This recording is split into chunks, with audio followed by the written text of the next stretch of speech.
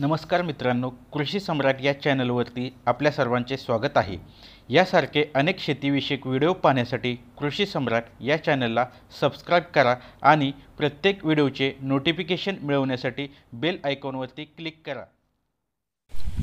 नमस्कार मित्रांनो, कृषी सम्राट ग्रुपच्या यूट्यूब चॅनलमध्ये आपलं सहर्ष स्वागत आहे।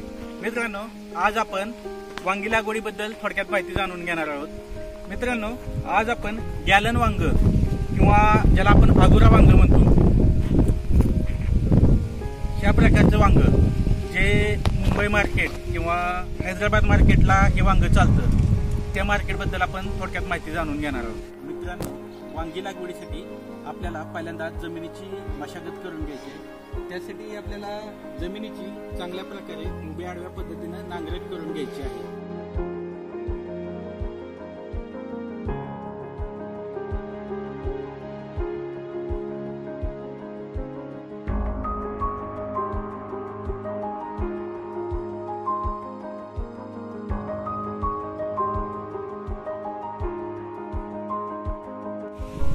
मित्रांनो, नांगरट झाल्यानंतर आपल्याला बेड सोडून घ्यायचे।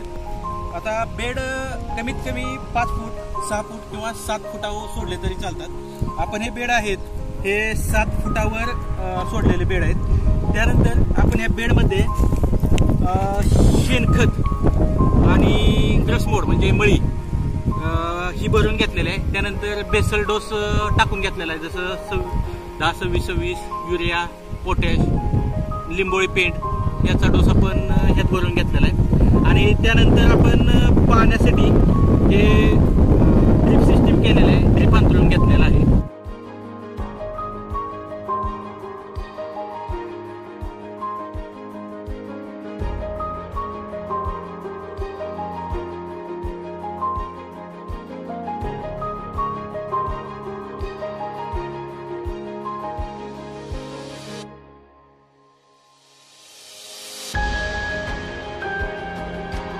त्यानंतर मित्रांनो, आपल्याला बेडवर मल्चिंग पेपर अंथरून घ्यायचा आहे अशा पद्धतीने।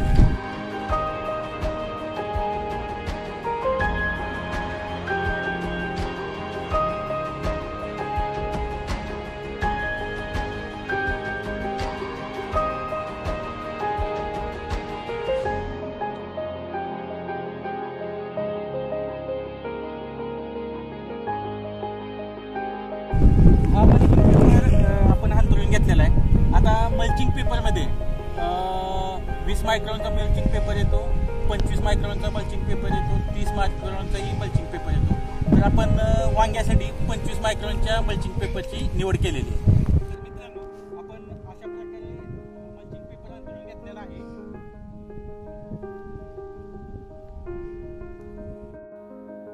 पेपर अंथरून झाल्यानंतर पेपरला साधारणतः 3 फुटावर होल पंच करून घ्यावीत।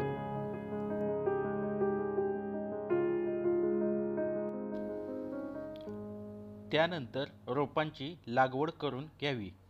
लागवडीच्या वेळी रोपांचे वय साधारणतः 21 ते 30 दिवसांचे असावे।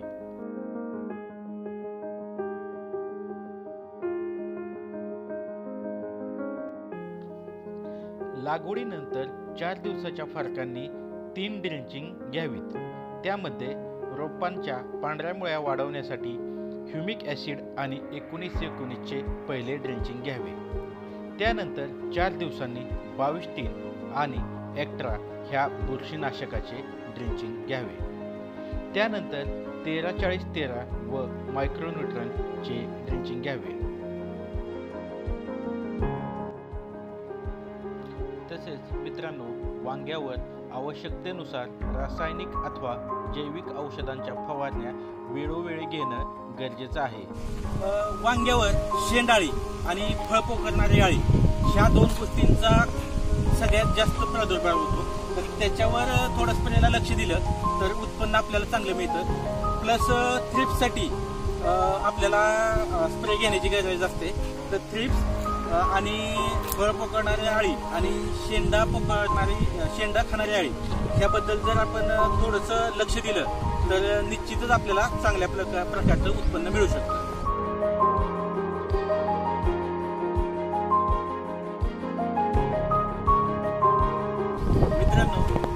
वांगी महिना ते 1.5 महिन्याची झाल्यानंतर आपल्याला त्याला सुकळीचा आधार देण्याची गरज असते, म्हणजे बांधून घेण्याची. तर त्यासाठी आपल्याला पहिल्यांदा बांबू आणि तारेचं स्टेजिंग करून घ्यावं लागतं. तर हे अशा प्रकारचं आपल्याला स्टेजिंग उभा करून घ्यावं लागतं. आणि त्यानंतर स्टेजिंग झाल्यानंतर आपल्याला सुतळीने ही झाडं बांधून घ्यायची. तर मित्रांनो, तुम्हाला एक गोष्ट सांगतो मी, सुतळीनं झाडं बांधताना ती लूज बांधली पाहिजे. म्हणजे जी खालची गाठ आहे, या तुम्हाला दाखवतो, ही जी गाठ आहे खालची, ही लूज असली पाहिजे गाठ. ही गाठ जी आहे ही पॅक नसावी. आणि अशा पद्धतीनं ह्या फांद्या ह्या झाडाला बांधायच्यात आणि अशा पद्धतीने सगळी झाडं आपल्याला बांधून घ्यायच्यात.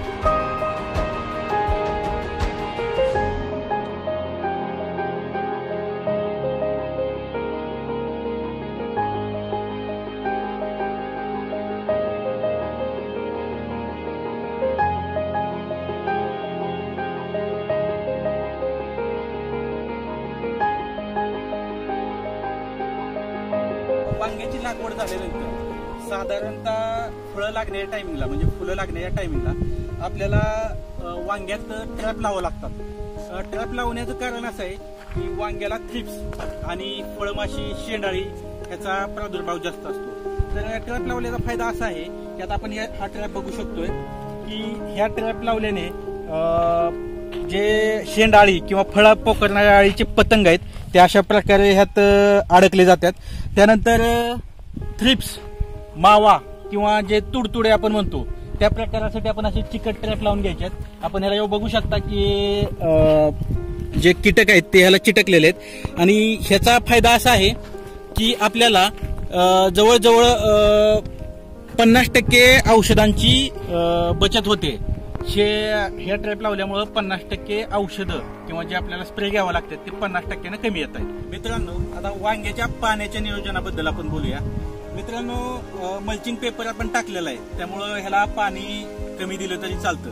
आणि फक्त वापसा कंडिशन ज्याला आपण म्हणतो त्या पद्धतीनं पाणी ठेवायचंय. वापसा कंडिशनवर राहिलं पाहिजे. साधारणतः 2 दिवसातून 3 ते 4 तास पाणी दिलं तरी वांग्याला पुष्कळ होतंय.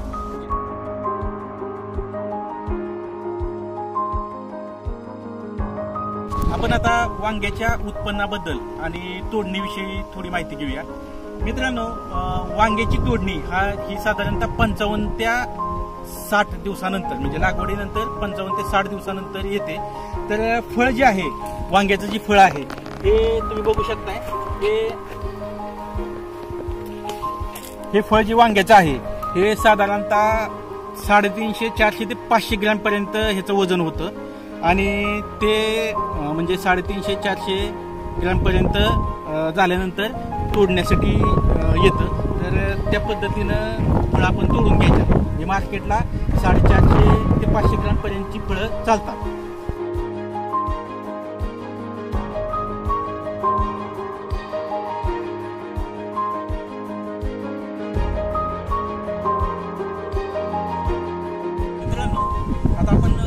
उत्पादनाबद्दल थोडं बोलूया. मित्रांनो, इकडे साधारणतः 40 ते 50 टन वांग्याचं उत्पादन निघतंय ह्या जातीच्या. म्हणजे ही आता जात आहे जनक प्रकारची जात आहे. तर ह्या जनक प्रकारच्या जातीचं जवळजवळ 40 ते 50 टन इकडे उत्पन्न या जातीचं निघतं.